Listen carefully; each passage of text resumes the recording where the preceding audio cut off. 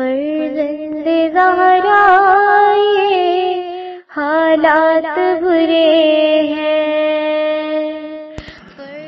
کاشانۂ بصیرت ایک ایسا مکمل یوٹیوب چینل جس پر محروم بصارت کے لیے بالخصوص اور تمام افراد کے لیے بالعموم سینکڑوں کی تعداد میں اسلامی کتب دستیاب ہیں۔ لہذا گزارش ہے کہ آپ اپنی ذمہ داری نبھاتے ہوئے کاشانۂ بصیرت کو سبسکرائب کرنے کے ساتھ ساتھ بیل آئیکن کو پریس کیجئے تاکہ آپ علم کے حصول کے ساتھ ساتھ مذہب اہل بیت کی اشاعت میں بھی اہم کردار ادا کرتے رہیں۔ کاشانۂ بصیرت، فرزند زہرا یہ حالات برے ہیں۔ بسم اللہ الرحمن الرحیم۔ السلام علیکم سامعین، کاشانۂ بصیرت کے یوٹیوب چینل پر ہم پڑھ رہے ہیں کتاب اصلاح الرسوم الظاہرہ بکلام العطرۃ الطاہرہ، معروف باصلی اسلام اور رسمی اسلام، تصنیف و تالیف علامہ شیخ محمد حسین النجفی، اور ریڈنگ کا ہے یہ پارٹ نمبر 18۔ کتاب کے صفحہ نمبر 226 پر ہم ریڈنگ کا آغاز کریں گے، اور بتاتی چلوں کہ ہم پچھلی نشست میں چھٹے باب کا آغاز کر چکے تھے کہ جس کا عنوان کہ ان رسموں کا بیان کے جو ولادت اولاد سے متعلق ہیں، اور اس میں ہم نے بہت کچھ جانا پڑھا، اور لیکن ابھی بہت کچھ پڑھنا باقی ہے۔ آئیے ریڈنگ کا یہاں پر پیج 226 پر باقاعدہ آغاز کرتے ہیں۔ لکھا ہے، بچوں کی نگہداشت خود کرنی چاہیے، جو ہم نے پڑھ لیا، اور اب جو پڑھنا ہے وہ یہ ہے کہ بے جا لاڈ پیار اور خطرناک کھیل سے اجتناب۔ آئیے ریڈنگ کا آغاز۔ اس پہ لکھا ہے کہ بے شک بچے سے محبت کرنی چاہیے، جو کہ ایک فطری تقاضا ہے، مگر ہر چیز کی طرح اس محبت اور پیار میں بھی اعتدال کا خیال رکھنا ضروری ہے۔ حد سے زیادہ محبت، جسے بے جا لاڈ پیار کہتے ہیں، مناسب نہیں ہے۔ اس سے بچے خراب ہو جاتے ہیں اور اچھی عادتوں اور خصلتوں سے محروم رہ جاتے ہیں۔ اولاد سے سچی محبت کا تقاضا یہ ہے کہ بچے کی جائز ضروریات پوری کی جائیں، اس کی تعلیم و تربیت کا اچھا انتظام کیا جائے، اسے اچھی خصلتوں کا عادی بنایا جائے، نہ یہ کہ وہ غلط کام کرے تو اس کی حوصلہ افزائی کی جائے، وہ بری حرکتیں کرے تو اسے شاباش دی جائے، وہ لڑکوں سے لڑے بھڑے، جھوٹ بولے، سگریٹ نوشی کرے یا اس قسم کے غلط کام کرے تو اسے آفرین کہی جائے۔ اس سے بچوں کا مستقبل تباہ ہو جاتا ہے اور کردار خراب اور برباد۔ لہٰذا ضرورت ہے کہ بڑی حکمت عملی سے تربیت کا فرض ادا کیا جائے۔ اگرچہ کھیلنا کودنا بچے کی صحت کے لیے ضروری ہے، مگر خطرناک کھیلوں جیسے آتش بازی، پتنگ بازی اور بٹیر بازی وغیرہ خطرناک کھیلوں سے اسے باز رکھا جائے، جس سے جان کا نقصان ہوتا ہے اور مال کا بھی ضیاع ہوتا ہے۔ اور اب ہم اگلا نمبر یعنی کہ 14 نمبر پہ جو ہیڈنگ ہے وہ پڑھیں گے کہ فحش رسالوں اور تحریروں سے احتراز۔ تفصیلات ہیں کہ جدید تہذیب کے کڑوے پھلوں میں سے جو سب سے زیادہ کڑوا پھل ہے مگر بظاہر میٹھا معلوم ہوتا ہے، وہ فحش ادب ہے، جس کی رسالوں، تصویروں، فلموں، ڈراموں، گانوں، VCR اور رقص و سرور کے منظروں کی شکل میں ملک کے اندر بھرمار ہو گئی ہے۔ بالخصوص بیرون ملک سے آیا ہوا مواد زیادہ خطرناک ہے، جس سے نسل نو جنسی بے راہ روی کا شکار ہو رہی ہے اور ان کے اعلیٰ اخلاق تباہ و برباد ہو رہے ہیں۔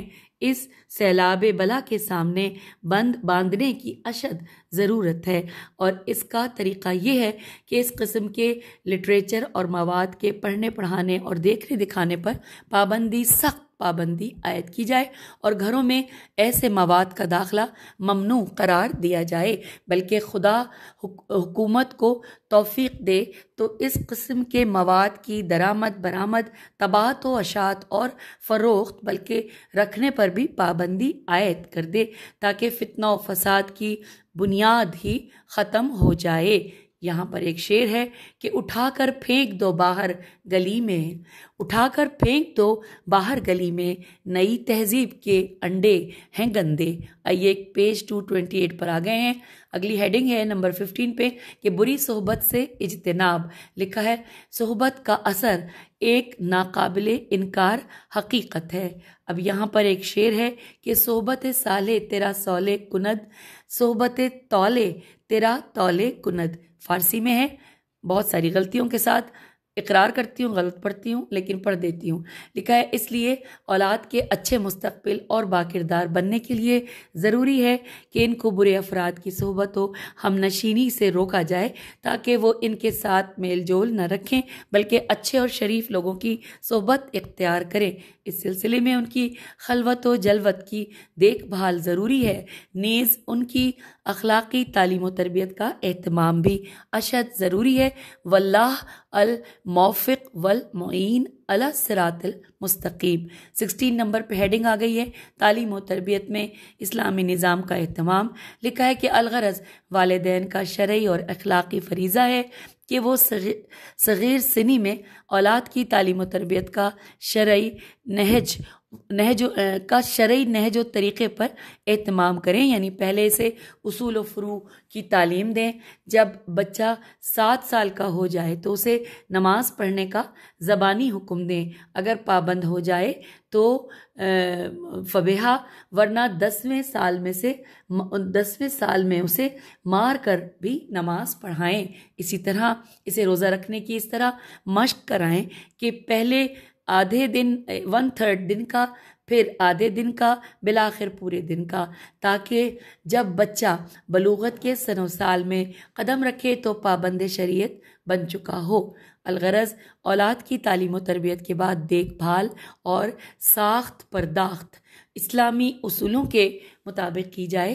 اسی طرح انہیں مکارم اخلاق کی تعلیم دی جائے، کیونکہ اولاد کا عمدہ نام رکھنا، انہیں لکھنا پڑھنا سکھانا اور بلوغت کے بعد جلد شادی کا انتظام کرنا۔ پیج 229 پہ آ گئے ہیں۔ والدین کے ذمے اولاد کے بنیادی حقوق میں سے ہے، یعنی کہ بلوغت کے بعد شادی کا انتظام کرنا۔ شروع میں تو یہ تھا نا کہ اسی طرح انہیں مکارم اخلاق کی تعلیم دی جائے، کیونکہ اولاد کا عمدہ نام رکھنا، انہیں لکھنا پڑھنا سکھانا اور بلوغت کے بعد جلد شادی کرنے کا انتظام کرنا والدین کی ذمہ داری، اس کے ذمے اولاد کی بنیادی حقوق میں سے ہے، تاکہ بڑا ہو کر اگر لڑکا ہے تو وہ حسنین شریفین کا حقیقی غلام، اور اگر لڑکی ہے تو وہ جناب سیدہ طاہرہ سلام اللہ علیہا کی سچی کنیز ثابت ہو، اور وہ اپنے خاندان اور اسلام کے لیے نیک نامی کا باعث بنے اور ان کے لیے باعث ننگو آر نہ بنے۔ اور پھر یہاں پر عربی لکھی ہے لیکن یہ نہیں، ترجمہ بھی نہیں ہے، اور زیر زبر پیش میں ظاہر ہے تھوڑی بہت انک تو پھیلی ہوئی ہے، لیکن یہ بھی نہیں لکھا کہ کون سی صورت کون سی آیت۔ ہم پڑھ دیتے ہیں واللہ الموفق یا ایھا الذین آمنوا اقو انفسکم واہلیکم نارن۔ اب یہاں پہ آگے تھوڑا سا دال ہے، نارن یا واو ہے، وقودها الناس والحجارت۔ بس یہاں پر یہ مکمل ہوا۔ لکھا ہے ہیڈنگ ہے ولادت اولاد کے وقت غلط رسموں کا تذکرہ۔ تفصیلات ہیں کہ اس موقع اسلامی و ایمانی برادری میں بہت ہی غلط رسوم رائج ہیں، جن میں سے بعض کا ذیل میں تذکرہ کیا جاتا ہے۔ نمبر 1، رقص و سرور کی محفلیں جمانا۔ یہ ہیڈنگ ہے۔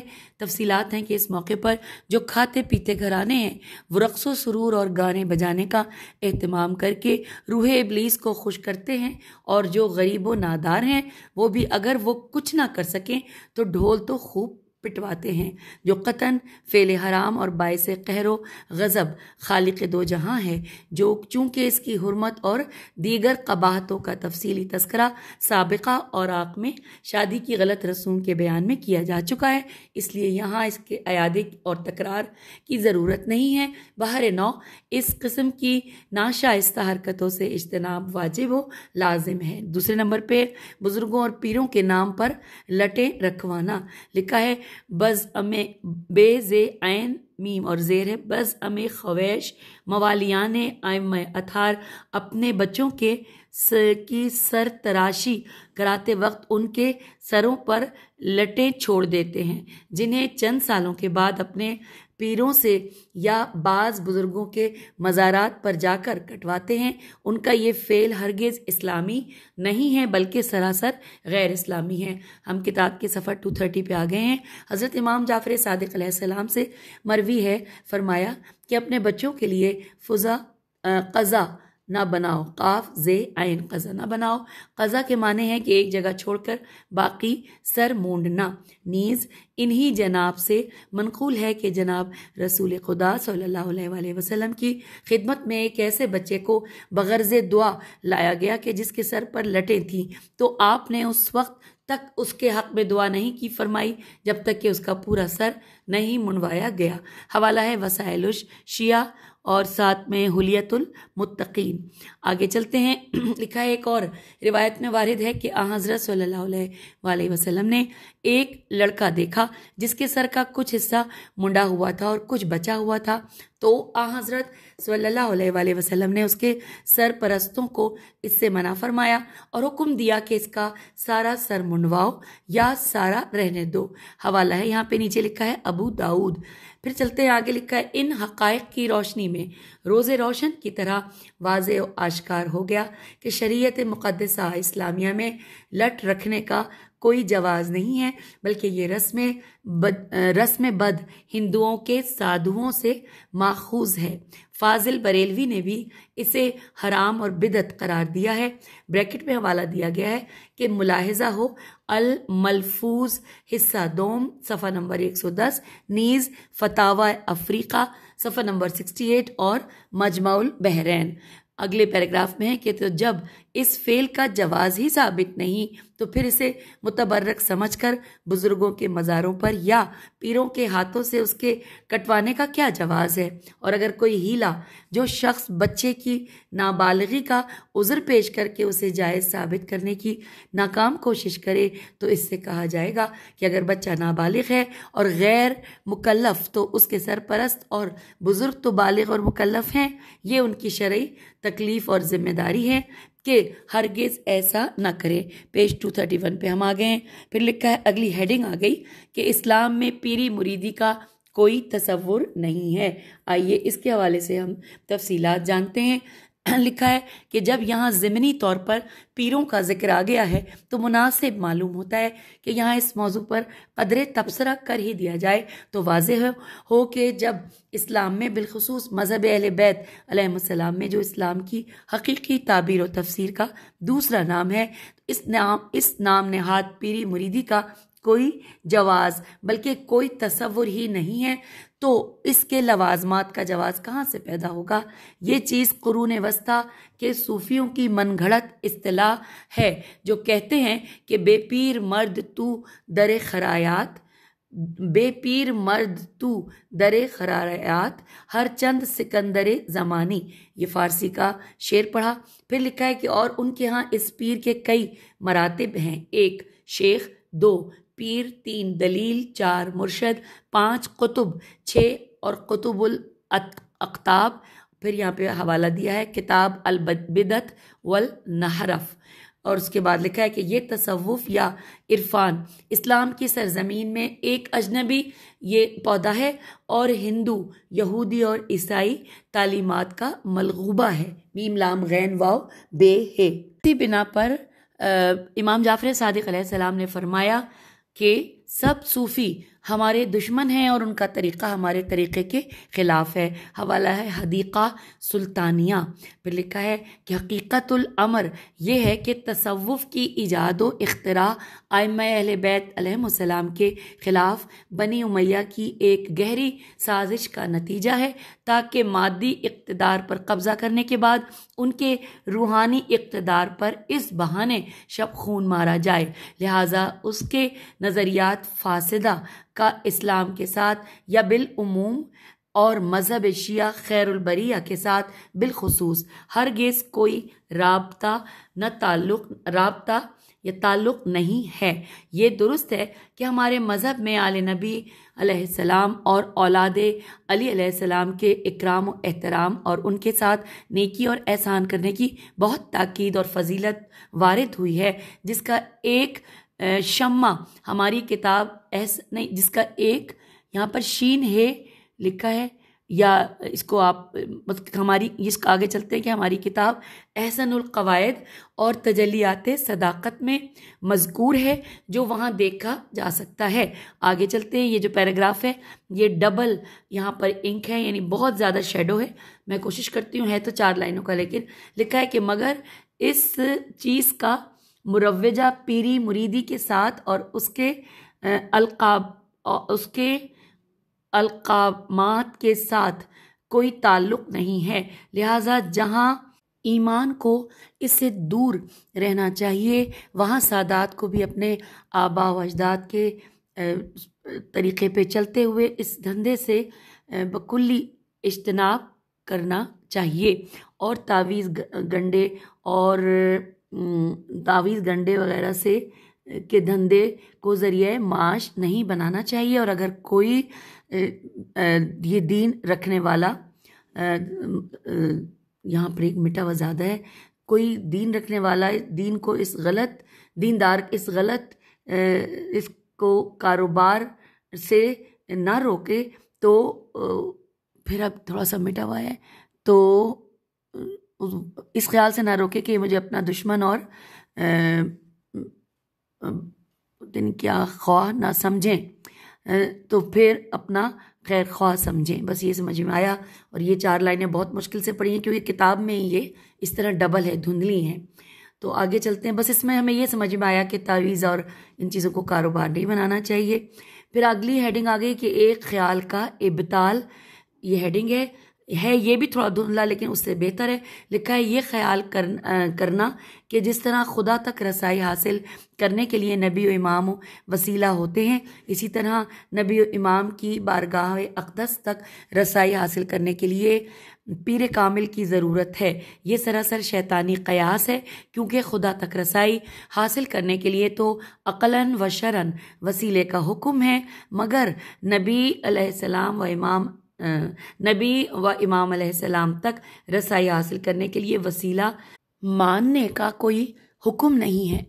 اور اگر اس زمانے غیبت کبریٰ میں فی الجملہ امام کے احکام حاصل کرنے کے لیے، نہ کہ معرفت یا ملاقات کے لیے کسی واسطے کی ضرورت ہے، تو وہ علماء اعلام اور فقہائے اعظام ہیں، نہ کوئی اور، کما لا یخفا۔ اور یہ بات بھی کسی وضاحت کی محتاج نہیں ہے کہ مذہب شیعہ میں سوائے معصوم نبی اور امام علیہ السلام کے اور کسی ہستی کی بیعت جائز نہیں ہے۔ ان حقائق کی روشنی میں یہ بات روز روشن کی طرح واضح ہو جاتی ہے کہ مروجہ پیری مریدی کی کوئی بھی چول سیدھی نہیں ہے۔ ہاں، یہ صرف سادہ لوح مریدوں کی جیبوں پر ڈاکہ ڈالتے ہیں اور ان سے پیسے بٹورتے ہیں، اور اسی طرح اپنا دین برباد کر کے دنیا آباد کرنے کا ایک دھندا ہے کہ جس کی شرعی کوئی حیثیت و حقیقت نہیں ہے۔ سچ ہے کہ ہر شخص کسی نہ کسی شکار کی تلاش میں ہے۔ یہ الگ بات ہے کہ جال جدا جدا ہیں۔ الغرض مسلم معاشرے کی بدترین خرابیوں میں سے ایک یہ پیری مریدی کا رواج بھی ہے، جو کئی اعتبار سے نہ صرف معاشرے کے لیے خطرہ ہے بلکہ تباہ کن ہے اور مسلمانوں کے دور زوال کی یادگار ہے۔ بدقسمتی سے یہ بیماری پاکستان کے تمام طبقوں میں، تمام علاقوں میں اور تمام فرق اور مسالک میں پائی جاتی ہے۔ بالخصوص جہاں جہالت زیادہ ہو وہاں اس کاروبار کا بہت زور ہوتا ہے، جس سے لوگوں کا دین، اخلاق اور کردار تباہ ہو رہا ہے۔ یہ حقیقت کسی وضاحت کی محتاج نہیں ہے کہ اسلام میں کسی ایسے طبقے کی کوئی گنجائش نہیں ہے کہ جو برہمنوں اور پادریوں کی طرح مذہب کا اجارہ دار بن جائے، اور جس کی ذاتی خوشنودی یا ناراضگی ہر کسی کے جنتی یا دوزخی ہونے کا انحصار ہو۔ اس قسم کے طبقے غیر اسلامی اثرات کی پیداوار ہیں۔ ہاں، اگر کوئی شخص کسی عالم و فاضل، متقی اور پرہیزگار اور اعلیٰ اخلاق و کردار کے حامل روحانی پیشوا سے کسب فیض کرے تو اس میں کوئی مذائقہ نہیں ہے، بلکہ یہ امر فرد و معاشرے دونوں کے حق میں مفید ہے، لیکن مذہب سے بالکل ناواقف، جاہل، نفس پرست اور بد کردار و عیار پیروں اور ملاؤں سے اندھی عقیدت افراد اور معاشرے کے لیے تباہ کن ہوتی ہے۔ ہم پیج 234 پہ آ گئے ہیں۔ لکھا ہے یہ عیار و مکار لوگوں کی جہالت اور اندھی عقیدت اور ان کے مذہبی جذبات سے ناجائز فائدہ اٹھا کر اپنے ذاتی اغراض پورے کرتے ہیں اور بے سواد مریدوں اور سادہ لو معتقدوں کو گمراہ کر کے ان کی دنیا و آخرت تباہ کرتے ہیں۔ خلاصہ یہ کہ اس پیری مریدی کی غلط رسم نے روحانی نجات کو ایک قسم کا تجارتی کاروبار بنا دیا ہے، اور یہ لوگ مذہب اور اخروی نجات کے نام پر مریدوں کو دونوں ہاتھوں سے لوٹ رہے ہیں اور ان کی عزت و ناموس پر ڈاکہ ڈال رہے ہیں، اور جب تک لوگ جاہل اور مذہبی حقائق سے ناواقف رہیں گے اس وقت تک ان پیران تسمہ پا کا یہ دھندا چلتا رہے گا۔ اس لیے دینی مدارس کے ذریعے علم دین کو عام کرنے کی سخت ضرورت ہے تاکہ پیری مریدی اور اس رواج کی پیدا کردہ گمراہیوں اور نقصانات سے معاشرے کو پاک اور آئندہ محفوظ رکھا جائے۔ واللہ الموفق۔ بریکٹ میں لکھا ہے از پاکستانی مسلمانوں کی رسوم و رواج، بریکٹ یہاں پر کلوز ہو گیا۔ اب یہاں پر اگلا نمبر 3 لکھا ہے کہ عقیقے کا خون سر پر ملنا، یہ ہیڈنگ ہے۔ لکھا ہے جاہلیت کے زمانے میں لوگ نومولود کے سر پر عقیقے کا خون ملتے تھے اور بعض مقامات پر اب بھی ایسا کیا جاتا ہے، اور بریکٹ پہ لکھا ہے کما سمعا، کاف میم الف سین میم عین۔ پھر لکھا ہے اگلے پیراگراف میں کہ اس فعل کو روایات اہل بیت علیہم السلام میں شرک سے تعبیر کیا گیا ہے، حوالہ وسائل الشیعہ۔ پھر چلتے ہیں پیج 235 پر لکھا ہے بعض آثار سے آشکار ہوتا ہے کہ جناب رسول خدا صلی اللہ علیہ وآلہ وسلم نے حسنین شریفین علیہ السلام کے سر منڈوانے کے بعد دونوں بزرگواروں کے سر اقدس پر خلوق خیلام و اوقاف ملا تھا، جو بقول علامہ مجلسی علیہ رحمہ زعفران اور دیگر مختلف خوشبوؤں سے مرکب ہے، اور اس میں سرخی و زردی غالب ہوتی ہے، لہٰذا ہمیں بھی حضرت صلی اللہ علیہ وآلہ وسلم کی تاسی، الف سین چھوٹی سین پہ تشدید ہے، تاسی میں ایسا ہی کرنا چاہیے۔ چوتھے نمبر پہ ہیڈنگ ہے نفسا، نون پہ پیش ہے، نون پہ سین الف اور حمزہ، نفسا کا 40 دن تک الگ تھلگ رہنا۔ آئیے تفصیلات جانتے ہیں۔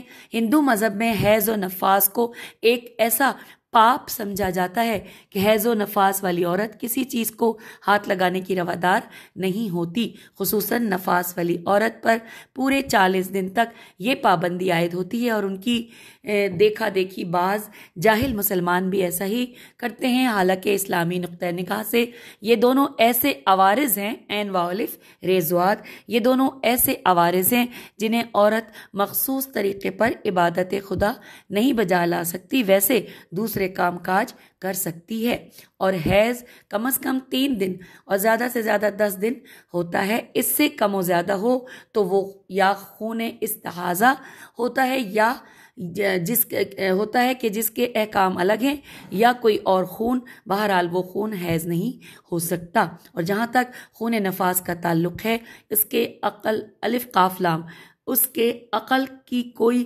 حد مقرر نہیں ہے، وہ ایک لحظہ بھی ہو سکتا ہے، اور یہ بھی ممکن ہے کہ بالکل نہ آئے، اور بنا بر مشہور زیادہ کی حد خون حیض کی طرح 10 دن ہے، اگر اس کے بعد آئے تو وہ خون استحاضہ ہے، نفاس نہیں ہے۔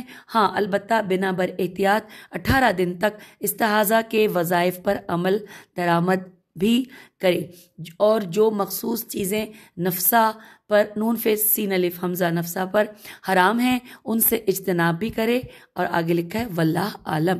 اب ہم آگے ہیں پیج पहले 235 था और अब हम आ गए पेज 236 पर।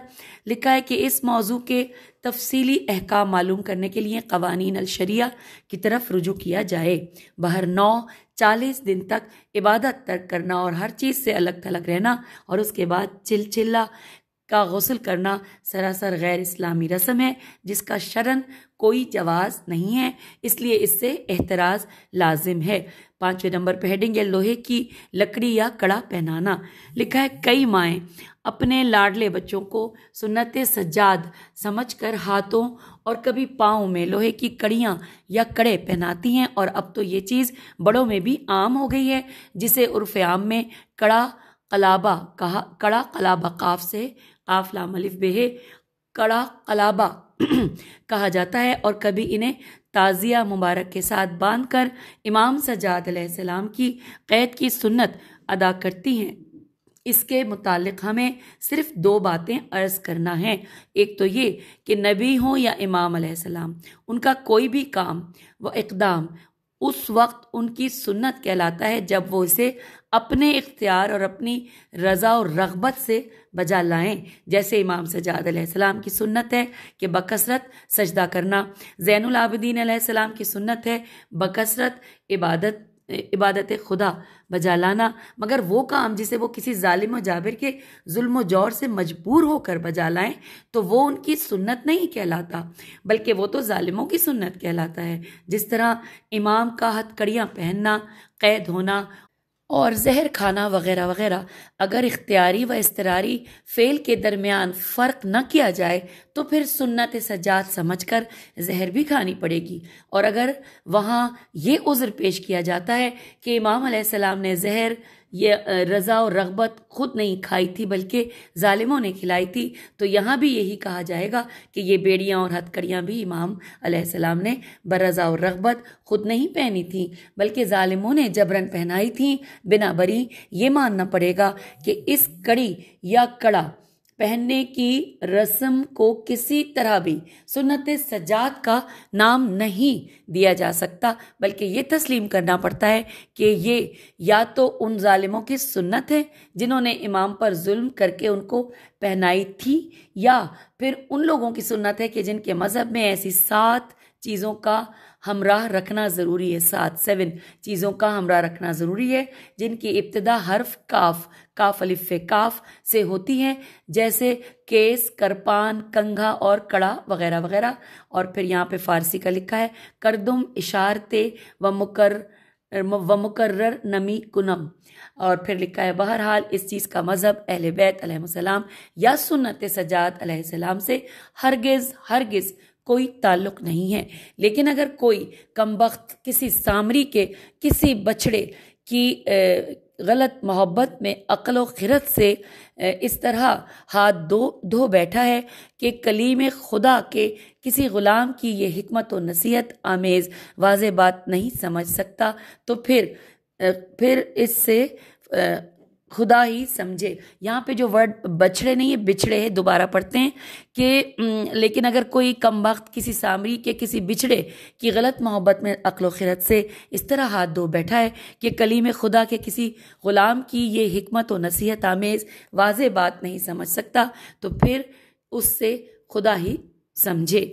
दूसरे ये कि लोहा वो धात है कि बहालत इख्तियारी जिसका एक छल्ला भी हाथ में हो तो नमाज मकरूह हो जाती है, और रिवायात अहले बैत अलैहिस्सलाम में इसे जहन्नमियों का लिबास करार दिया गया है, और बाज़ अखबार व आसार में नमाज गुजार के लिए इसका पहनना हराम करार दिया गया है। हवाला है वसाइल शिया इरशाद इमाम जाफ़र सादिक अलैहिस्सलाम। हम आ गए पेज 238 पर। लिखा है और यही हुक्म कलाबा का है, काफ लाम अलिफ बे है, कलाबा का है, और इस बात का नाकाबिल रद्द सबूत कि ये इमाम का इस्तरारी फेल था ये है कि इमाम अलैहिस्सलाम ने रिहाई के बाद इन चीज़ों को उतार फेंका था और फिर अपनी ज़िंदगी के आखिरी लम्हात तक कभी उनको हाथ भी नहीं लगाया था। और फिर यहाँ पर फ़ारसी का एक मिसरा कि इन हा हमाराज अस्त के मालूम अवाम अस्त। 8वें नंबर पे आ गए हैं हम। हेडिंग है कि बेटों کی ولادت پر خوشی منانا اور بیٹیوں کی ولادت پر ناک بھون چڑھانا۔ اس ہیڈنگ کی تفصیلات پڑھتے ہیں کہ یہ رسم بد زمانہ جاہلیت کی یادگار ہے کہ اولاد ذکور زال کاف واورے ذکور کی ولادت پر جشن میلاد منانا اور بچیوں کی ولادت پر ناک بھون چڑھانا، بلکہ یہ خبر سن کر چہروں کا سیاہ ہو جانا۔ چنانچہ خداوند عالم نے قرآن میں ان لوگوں کی اس کیفیت کی خبر دی ہے۔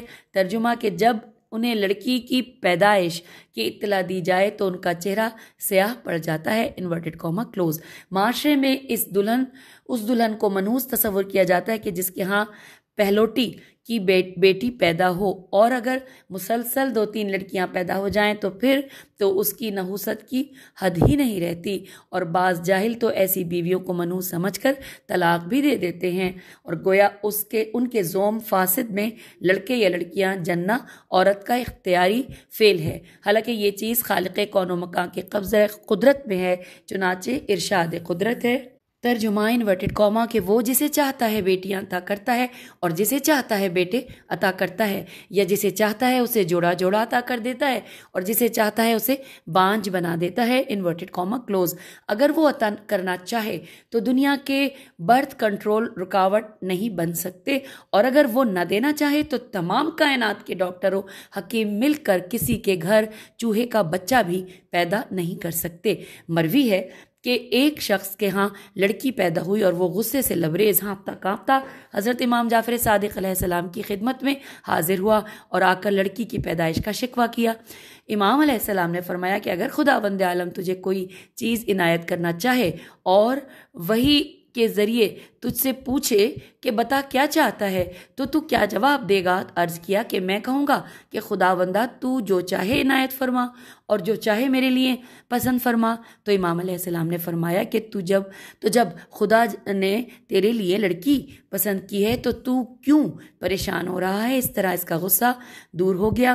مزید تسلی کے لیے امام علیہ السلام نے فرمایا کہ جس لڑکے کو جناب خضر علیہ السلام نے قتل کیا تھا، خدا نے اس کے والدین کو اس کے عوض ایک ایسی بابرکت لڑکی عطا فرمائی تھی کہ جس کی نسل سے 70 نبی پیدا ہوئے تھے۔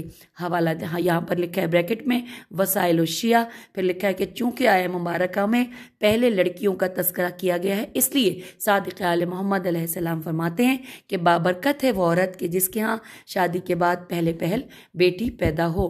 حوالہ ہے تفسیر برہان، اور ہم آ گئے ہیں پیج نمبر 240 پر، اور ہم پیج 240 پر پہنچ کر بجائے اس کے کہ اس پیج کو پڑھیں، کیوں نہ ہم اس کو اگلی نشست میں پڑھ لیں۔ سلسلہ ابھی ریڈنگ کا جاری ہے، تو اجازت دیجیے۔ خدا حافظ، فی امان اللہ۔